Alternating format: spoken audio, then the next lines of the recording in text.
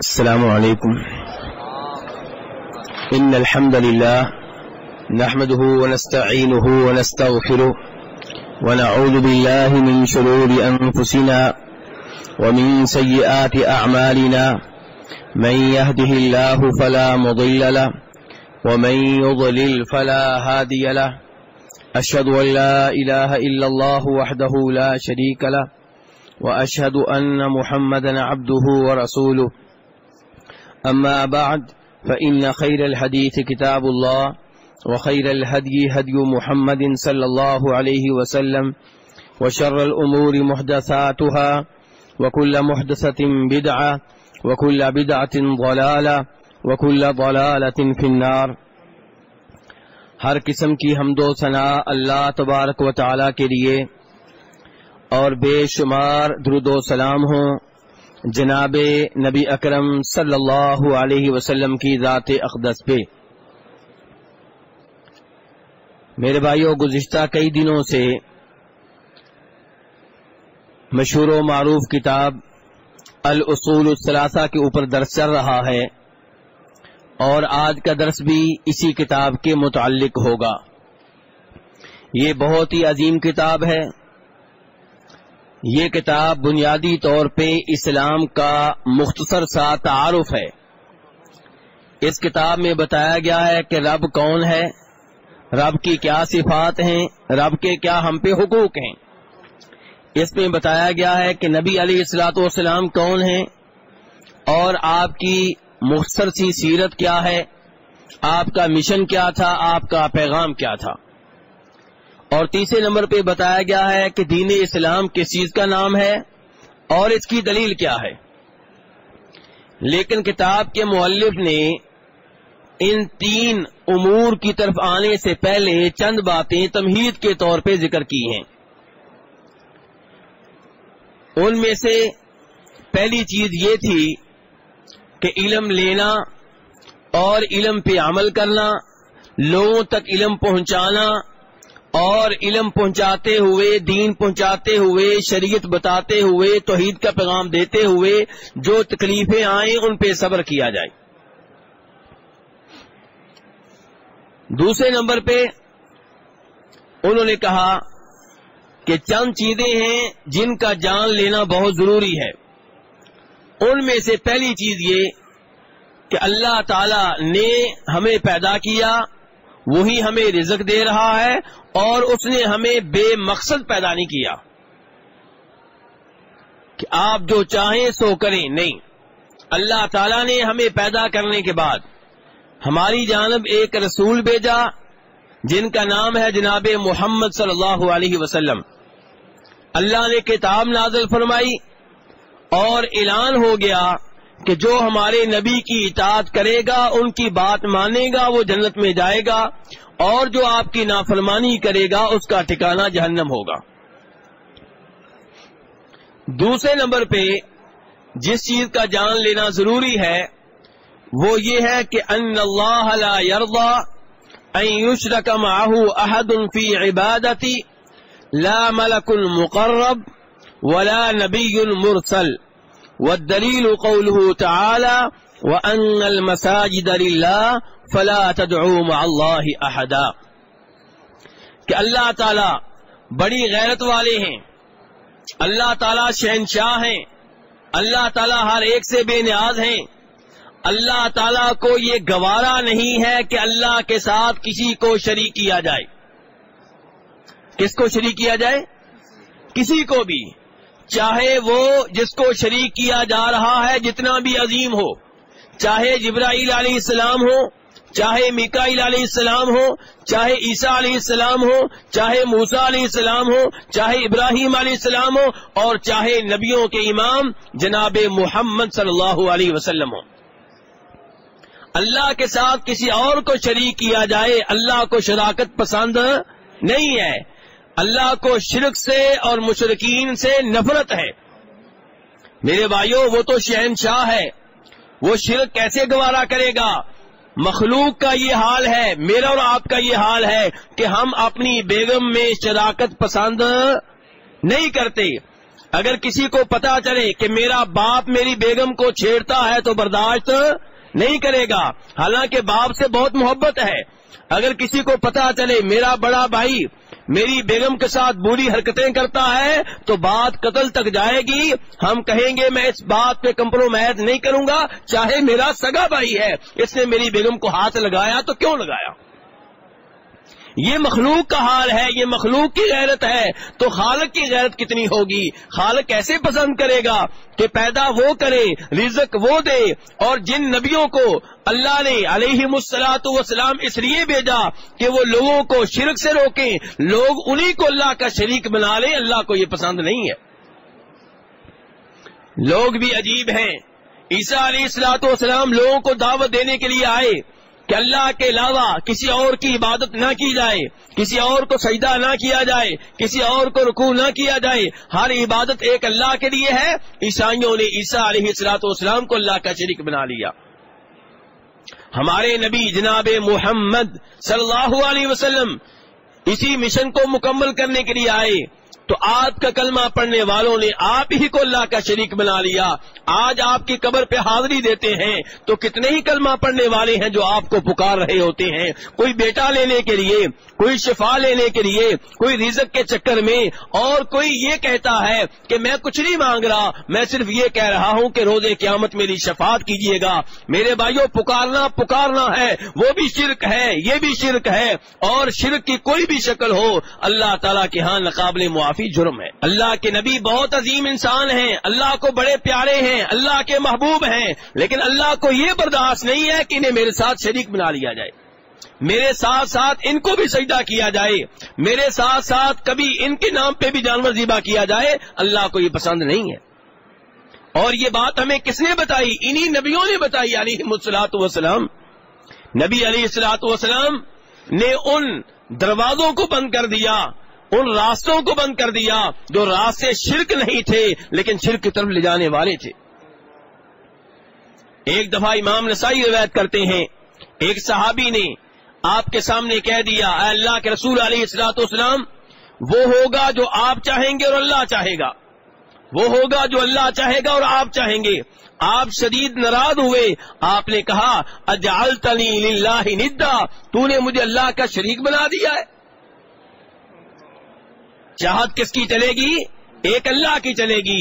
آپ نے کہا یہ کہو کہ جو اللہ چاہے گا، جو تنہا اللہ چاہے گا وہ ہوگا۔ اسی لیے علماء کرام نے لکھا ہے کہ اگر آپ نے کسی سے کہنا ہو کہ جیسے آپ چاہیں گے ویسے میں کروں گا، تو یہ کہنا چاہیے کہ اللہ کی چاہت کے بعد جیسے آپ کہیں گے ویسے کر لیں گے۔ اصل چاہت کس کی چلے گی؟ اللہ کی۔ اور آپ کی چاہت تب چلے گی جب اللہ چاہے گا، اللہ نہیں چاہے گا تو آپ کی چاہت نہیں چلے گی۔ وما تشاءون الا ان یشاء اللہ۔ اور کا لفظ بولنا کہ جیسے اللہ چاہے گا اور آپ چاہیں گے، اس میں برابری ہے۔ اس میں کیا میرے بھائیوں؟ برابری ہے، اور اللہ کے برابر کوئی بھی نہیں ہے۔ ہاں یہ کہہ سکتے ہیں اللہ کے بعد جیسے آپ چاہیں گے، جیسے اللہ چاہے گا پھر جیسے آپ چاہیں گے پھر، لیکن یہ کہا جائے جیسے اللہ چاہے گا اور آپ چاہیں گے، نبی علیہ الصلوۃ والسلام اس جملے پہ شدید ناراض ہوئے اور اپنے صحابی کو، عظیم صحابی کو ڈانٹ دیا اور کہا کیا تم نے مجھے اللہ کا شریک بنا دیا ہے؟ نبی علیہ الصلوۃ والسلام اس معاملے میں کتنے محتاط تھے کہ آپ کی آمد پہ صحابہ کرام کھڑے نہیں ہوتے تھے۔ امام ترمذی روایت کرتے ہیں، جناب انس ابن مالک رضی اللہ تعالیٰ عنہ سے، خادم رسول ہیں، کئی سالوں تک آپ کی خدمت کا اعزاز حاصل کیا ہے۔ کہتے ہیں کہ صحابہ کرام رضوان اللہ علیہم اجمعین کو جتنی محبت آپ سے تھی کسی سے نہیں تھی، اس کے باوجود آپ کی آمد پہ کھڑے نہیں ہوتے تھے۔ کیوں؟ کیونکہ جانتے تھے کہ آپ اس عمل کو ناپسند کرتے ہیں۔ میرے بھائیو، ایک ہے مصافحہ لینے کے لیے کھڑا ہونا، معانقہ کرنے کے لیے کھڑا ہونا، گلے ملنے کے لیے کھڑا ہونا، اس میں کوئی حرج نہیں ہے انشاءاللہ۔ لیکن ایک وہ ہے جو ہماری عدالتوں میں ہوتا ہے، اسکول کی کلاسز میں ہوتا ہے، ٹیچر آیا، جج داخل ہوا، سب کھڑے ہو گئے، جب وہ بیٹھے گا تب بیٹھیں گے، یہ سلام لینے کے لیے کھڑے نہیں ہوئے۔ یہ معانقہ کرنے کے لیے کھڑے نہیں ہوئے، یہ مصافحہ کرنے کے لیے کھڑے نہیں ہوئے، یہ صرف تعظیم کے طور پہ کھڑے ہوئے ہیں، اور یہ عمل شریعت میں ممنوع ہے۔ تو کہنے کا مطلب یہ میرے بھائیوں، نبی علیہ الصلوۃ والسلام نے وہ سارے راستے بند کیے جو شرک کا ذریعہ بن سکتے تھے۔ نبی علیہ الصلوۃ والسلام نے صحیح مسلم اٹھا کر دیکھ لیں، قبریں پختہ بنانے سے روکا ہے، قبروں پہ لکھنے سے روکا ہے، اور قبروں کو بلند کرنے سے روکا ہے۔ کیوں؟ کیونکہ یہی چیزیں کل کو شرک کا ذریعہ بنتی ہیں۔ تو میرے بھائیوں، کتاب کے مؤلف کہہ رہے ہیں اللہ تعالیٰ کو شرک پسند نہیں ہے، چاہے وہ جسے آپ اللہ کا شریک بنا رہے ہیں جتنا بھی محبوب ہو اللہ تعالیٰ کو، چاہے اللہ کا کوئی مقرب فرشتہ ہو، چاہے کوئی اللہ کے عظیم نبی ہو۔ دلیل کیا ہے؟ دلیل سورہ جن کی وہ آیت جو مشہور و معروف ہے کہ وَأَنَّ الْمَسَاجِدَ لِلَّهِ، کہ یہ مسجدیں کس کی ہیں؟ مسجدوں کا مالک کون ہے؟ اللہ ہے۔ فَلَا تَدْعُوا مَعَ اللَّهِ أَحَدًا، وہ اللہ جو ان مسجدوں کا مالک ہے، وہ اللہ کہہ رہا ہے کہ میرے ساتھ کسی اور کو نہ پکارا جائے، صرف مجھے پکارا جائے۔ اور آج کلمہ پڑھنے والا مسلمان اپنی مسجدوں پہ کیا لکھتا ہے؟ لکھتا ہے یا اللہ یا رسول اللہ، لکھتا ہے یا اللہ مدد یا رسول اللہ مدد، اور اللہ کیا کہتا ہے؟ فلا تدعوا مع اللہ احدا، پکار میں میرے ساتھ کسی اور کو شریک نہ کرو، تنہا مجھے پکارا کرو۔ میرے بھائیو، سورہ احقاف اٹھا لیں، 26واں پارہ، یہ قرآن پاک آپ کے گھر میں موجود ہے۔ اللہ تعالیٰ فرماتے ہیں وَمَنْ أَضَلُّ مِمَّنْ يَدْعُو مِن دُونِ اللَّهِ مَن لَّا يَسْتَجِيبُ لَهُ إِلَىٰ يَوْمِ الْقِيَامَةِ وَهُمْ عَن دُعَائِهِمْ غَافِلُونَ، اس سے بڑا گمراہ کون ہوگا جو اللہ کے علاوہ کسی اور کو پکار رہا ہے۔ اور اللہ نے یہاں پہ لفظ کیا بولا؟ من، لفظ کیا بولا میرے بھائیو؟ من۔ عام طور پہ جب ہم وہ آیتیں پڑھتے ہیں جن میں شرک سے روکا جا رہا ہوتا ہے، ہمارے کلمہ گو بھائی کہتے ہیں یہ آیتیں تو پتھروں کے متعلق ہیں، بتوں کے متعلق ہیں۔ نہیں میرے بھائی، یہ آیت جو میں پڑھ رہا ہوں یہاں پہ اللہ نے ماں نہیں کہا، من کہا ہے، اور من کا لفظ پتھروں کے اوپر نہیں بولا جاتا، بتوں کے اوپر نہیں بولا جاتا، یہ انسانوں کے اوپر بولا جاتا ہے، یہ اس کے اوپر بولا جاتا ہے جس کو اللہ نے عقل دے رکھی ہو۔ تو اللہ تعالیٰ کہہ رہے ہیں اس سے بڑا گمراہ کون ہوگا جو اللہ کے علاوہ کسی اور کو پکارے۔ جن کو پکار رہا ہے ان کا یہ حال ہے کہ قیامت تک اس کی پکار کا جواب نہیں دے سکتے۔ فرمایا بلکہ وَهُمْ عَن دُعَائِهِمْ غَافِلُونَ، جن کو پکارا جا رہا ہے تمہاری پکار سے غافلون، غافل ہیں، بے خبر ہیں، انہیں علم ہی نہیں ہے۔ وَإِذَا حُشِرَ النَّاسُ كَانُوا لَهُمْ أَعْدَاءَ، جب روز قیامت سب کو جمع کیا جائے گا، حشر الناس، لوگوں کو جمع کیا جائے گا، کانو لہم اعداء، یہاں بھی اللہ نے کانو کہا ہے، کانت نہیں کہا، اللہ نے کانو کہا ہے کہ جن کو تم پکارتے ہو اس دنیا میں یہ روز قیامت تمہارے دشمن بن جائیں گے۔ تم انہیں مشکل کشا سمجھتے رہے، حاجت روا سمجھتے رہے، کرنے والا سمجھتے رہے کہ یہ ڈوبتی کشتی کو بچانے والا یہ سمجھتے رہے، وہ روز قیامت تمہارے دشمن بن جائیں گے اور اللہ سے کہیں گے یا اللہ یہ ہماری عبادت نہیں کرتے تھے، کسی اور کی کرتے تھے۔ سورہ اعراف میں اللہ کہتے ہیں ان الذین تدعون من دون اللہ عباد امثالکم، جن کو بھی اللہ کے سوا پکارتے ہو یہ تمہاری طرح کے بندے ہیں۔ اللہ کیا کہہ رہے ہیں؟ تمہاری طرح کے، بت نہیں کہا، اللہ کہہ رہے ہیں تمہاری طرح کے بندے ہیں، بشر ہونے کے لحاظ سے تمہاری طرح کے ہیں، انہیں کیوں پکارتے ہو؟ یعنی کہ خالق کو پکارو۔ اپنے جیسوں کو کیوں پکارتے ہو جو تمہاری طرح کے بشر ہیں؟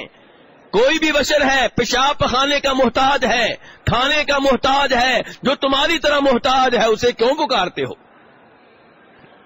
سورہ فاطر میں اللہ تعالیٰ کہتے ہیں والذین تدعون من دونہ ما یملکون من قطمیر، جن کو بھی اللہ کے سوا پکارتے ہو۔ میرے بھائیو جتنی آیتیں اب تک میں پڑھ رہا ہوں ان سب میں اللہ نے وہ الفاظ استعمال کیے ہیں جو عقل مندوں پہ استعمال ہوتے ہیں، جو پتھروں بتوں کے اوپر استعمال نہیں ہوتے۔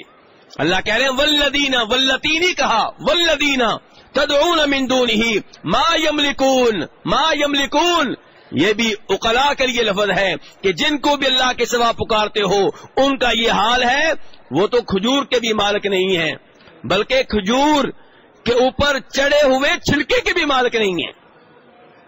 میرے بھائیو جب آپ کھجور کھاتے ہیں تو غور کریں، گٹھلی کے اوپر ایک باریک سا پتلا سا چھلکا ہوتا ہے، معمولی سی شے ہے.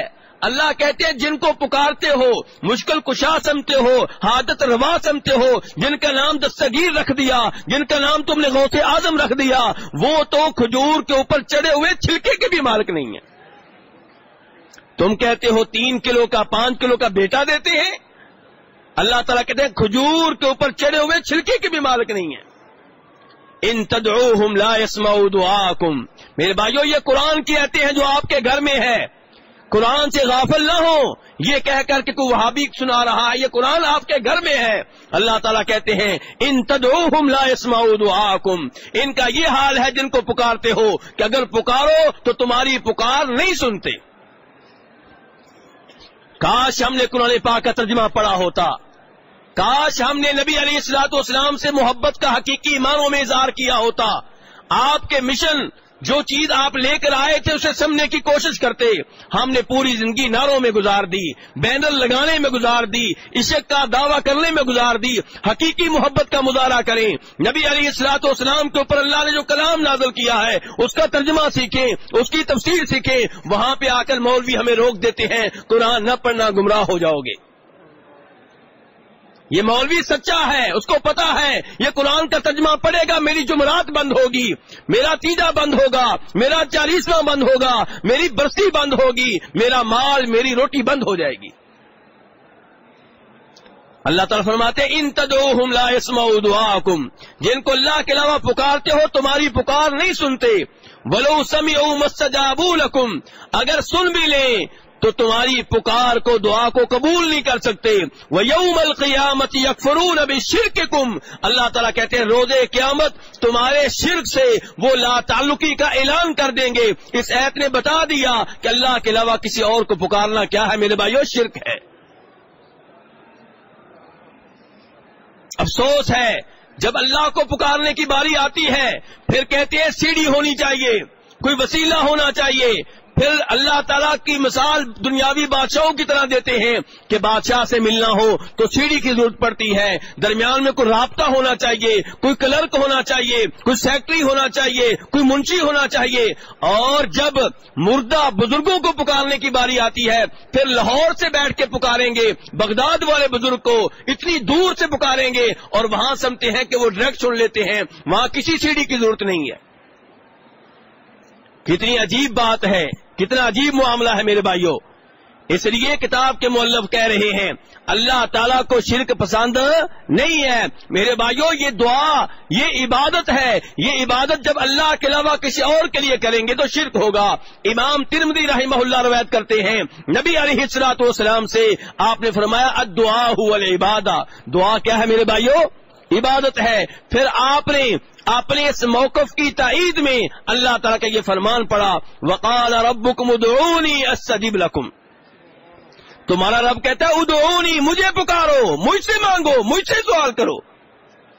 اللہ کہتا ہے مجھ سے مانگو، مجھ سے سوال کرو. کہتے ہیں نہیں نہیں نہیں، اللہ ڈائریکٹ نہیں سنتا. اللہ کہے دوسرے اس بارے میں وَإِذَا سَأَلَكَ عِبَادِي عَنِّي فَإِنِّي قَرِيبٌ، جب آپ سے میرے بندے میرے بارے میں پوچھیں فإنی قریب، میں تو قریب ہوں. اجیب دعوت الداعی اذا دعانی، دعا کرنے والے کی دعا کو سنتا ہوں، قبول کرتا ہوں. اور لوگ کہیں نہیں. کتنا عجیب معاملہ ہے میرے بھائیوں. اللہ تعالیٰ فرما رہے ہیں وقال ربکم ادعونی استجب لکم، کہ میں یہ کہتا ہوں مجھے پکارو میں تمہاری دعائیں قبول کروں گا. ان الذین یستکبرون عن عبادتی، جو لوگ میری عبادت سے اعراض کرتے ہیں، مجھے پکارنے سے اعراض کرتے ہیں، یہ لوگ ذلیل و رسوا ہو کر جہنم کی آگ میں داخل ہوں گے. تو میرے بھائیو اس لیے اللہ تعالیٰ کے ساتھ عبادت میں، دعا میں کسی اور کو شریک نہ کیا جائے. مشکل اوقات میں جب بھی پکارا جائے ایک اللہ کو پکارا جائے. یا اللہ کے ساتھ یا رسول اللہ کا نعرہ لگانا چھوڑ دیں، یا شیخ عبد القادر جیلانی رحمہ اللہ کا نعرہ لگانا چھوڑ دیں. یہ بزرگ ہیں، یہ معبود نہیں ہیں، یہ مشکل کشا نہیں ہے، یہ حاجت روا نہیں ہے، یہ غوث اعظم نہیں ہے، یہ دستگیر نہیں ہے. یہ ساری صفات میرے ایک اللہ کی ہیں. رب العالمین ہمیں شرک و بدعات سے محفوظ رہنے کی توفیق عنایت فرمائے.